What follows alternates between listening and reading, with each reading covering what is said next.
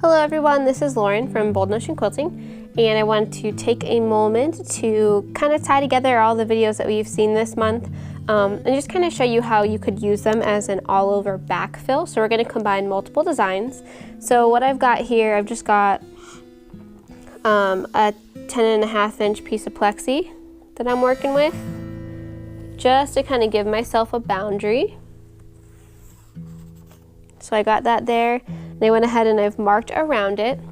Now the first video that I did for this actually has been corrupted. So lucky you, I'm going to do it all over again, but I'm going to do it in a thread that's easier to see than the gray one that I had last time. So, all right, so first things first, what we're going to do,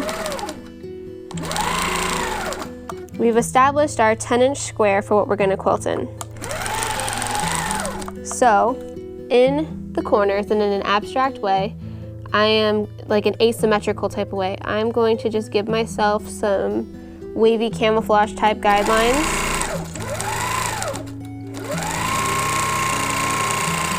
Okay. And then I'm going to do that again, which you maybe can't see there, but you'll see as I pass.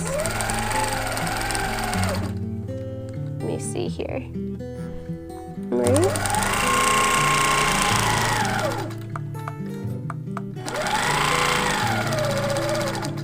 Then I'm going to do it again here, and I'm just doing like a wavy line that doesn't have to be anything in particular. And when I come to this edge, I'm going to go ahead and do it again. So now let me see if I can loosen this bad boy up. So now what you can see is 1, 2, 3, 4. I've divided some of the corners. And next, I'm going to try to leave this right here in the middle. Next, what I'm going to do is I'm going to make a feather spine. So I'm going to just start somewhere, do a gentle curve, and I'm going to start somewhere and do a gentle curve. And they're going to come somewhere close in the middle. They can intersect or not. And actually, I'm going to not do this one. Okay, we're going to just put this over here. And then we're going to go ahead and fill around. So basically what I've done is I've given myself a roadmap. I've got my feather spines here, and then I've got some spaces where I intend on doing those concentric circles. So let's go ahead and start filling it in, and we're going to do the concentric circles, the feather spine, let me tighten these up here, and some pebbling for when we get lost. So we're going to go ahead and start. So I'm just going to start in a corner. I'm going to go ahead and start my concentric circles. So you're going to see a lot of my stitching in this one, and I don't really have to talk a whole lot for you to get it. When you do the concentric circles, make sure that you finish them off at some point. Okay. Now you can see I'm going out on my guideline now. And that's because it is just that, it's a guideline. And I'll come back and fill those in. And I don't like that it kind of gets a flower effect. They almost look like petals swirling around. I don't like that, so I'm just going to try to cut that off.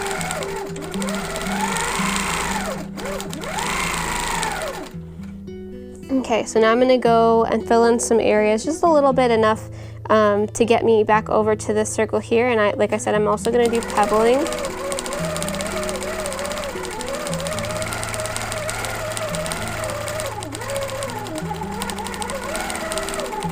Okay, now right here, it gives me space so I can close off that circle, then space where I can close off this one. And if you wanted to, this area right here looks a little odd, so I just went in and did a little curved edge in there. So now I'm going to go to my next corner, right, and I'm traveling via the seam allowance. And my next corner actually has a feather. So what I'm going to do is I'm at the spine of my feather, and I'm going to start it like we did in our feather starting off a curved object video. We're going to start it just like that. So we're at the center of the spine. Okay. Now you can make these feathers as fancy as you want.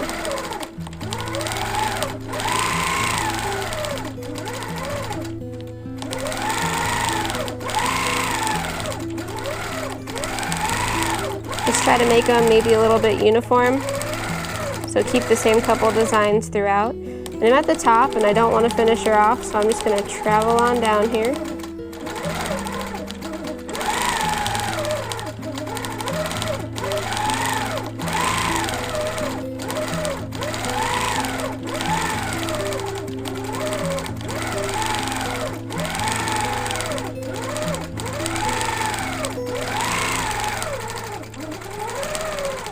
And I'm going to finish her off. Now you can always do the cheater way to come out and echo. So you've stopped somewhere in between these two petals and we're just going to come out and try to get a good 1/4 inch consistent echo throughout there. Okay, now right here you can do one of two things. You can either make another part of your concentric circle so that it looks like it's kind of bleeding into your feather. You could do your pebbles if you wanted to come all the way out and travel to your next area. Or you could just kind of use the ditch, which I'm going to make one more concentric circle. I'm going to do that also here. I used my ditch to travel. So now what it's looking like that feather is kind of just popping out of those concentric circles. Now this side of my feather doesn't have an echo, so I'm not going to do too much there. I'm just going to pretend that echo's there. I'm going to come around, otherwise I'm going to get myself in a bad way.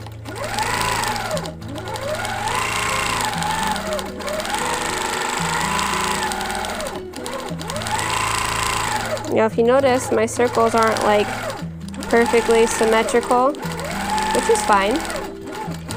I find that the less perfect you try to make things, the better they look. So right now what I want to do is I want to finish this circle, but I have not echoed my feather. So I'm just going to go in and finish that off. It's not something that anyone's going to notice when you're all done. So then once you're up here and you're stuck up here, you're going to go ahead and just pebble out of there.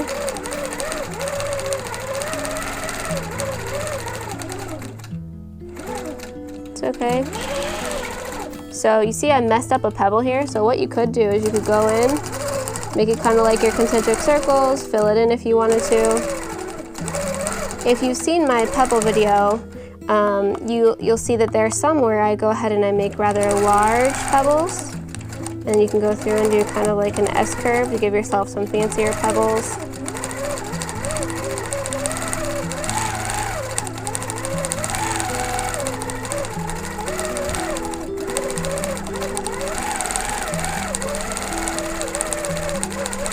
Now we've just kind of worked our way from one area to the next. And this is the cool thing, is if you kind of travel like this, you can decide whether or not you want to fill in the rest. But we're in our next area for our concentric circle, so we're going to fill that up.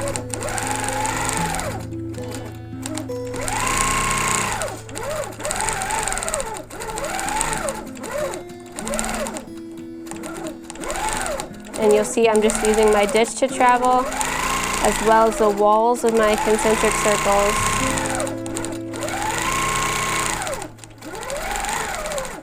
A lot of people don't like to start in the points where the circles kind of intersect, and that's okay. It can be a little more difficult to kind of get out of there.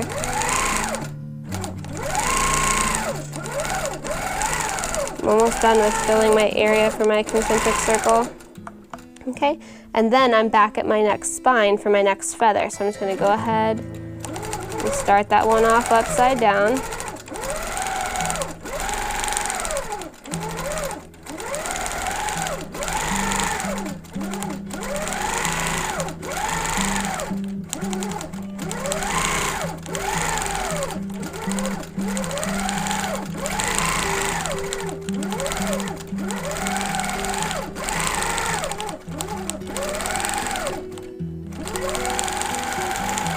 Down my spine.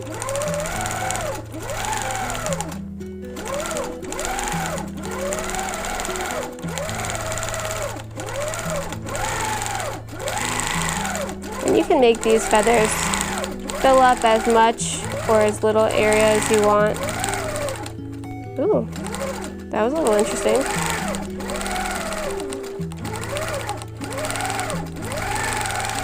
Okay, and then we're just gonna cheater mode it again. Echoing what our feathers look like. So if we've done the ones with the points, we're gonna come in and do those points. And then you can use your ditch to travel. Sorry, I feel like I'm just talking about the same thing over and over, and I hate to have you guys kind of watch the whole thing, but if you like to watch the quilting, then this is great. So right there, I just started in that V, like where the circles meet. That doesn't bother me at all, but some people just really swear by not doing it. So I guess it's just whatever you practice.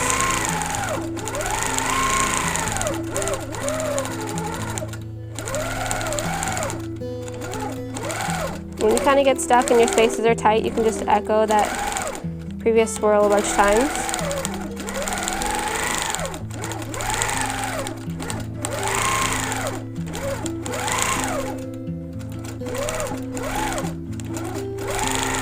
Alright, so now we're at a place where we've done all of our swirls and we've done our feathers. So now all you want to do next is go ahead and fill those in with pebbles.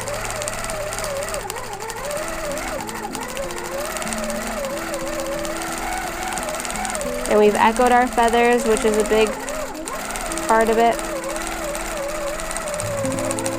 Some people are very particular about getting pebbles in every little space, and I think that does look nicer. But do what you're comfortable with doing.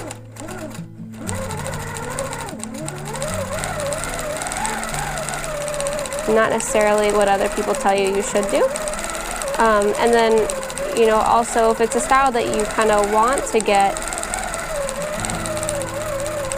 a bit better at, sorry, hard to quilt and talk at the same time, then practice doing it until you do get better. Then you can use your ditch to travel wherever you want to travel. So I want to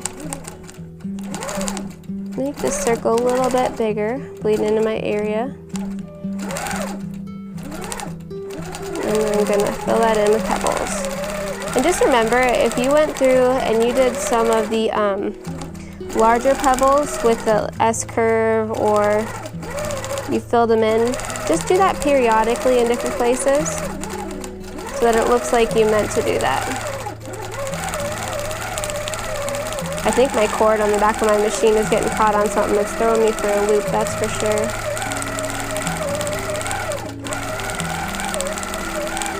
Now you don't have to do pebbles in a row. You see how differently those pebbles in a row look as opposed to the ones that kind of fit in all of the nooks and crannies. I don't know what you would call that, maybe a pebble chain.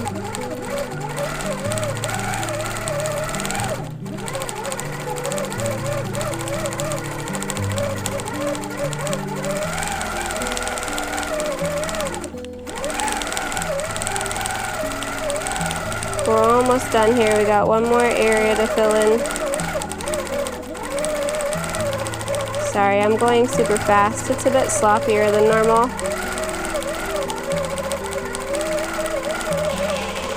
Now, I will say too, if you want to see a difference in the sharpness of your pebbles, if you increase your stitches per inch, that'll help you get rounder, smoother looking circles because you have the needle striking the fabric more frequently. If you don't have a machine where you can adjust the stitches per inch,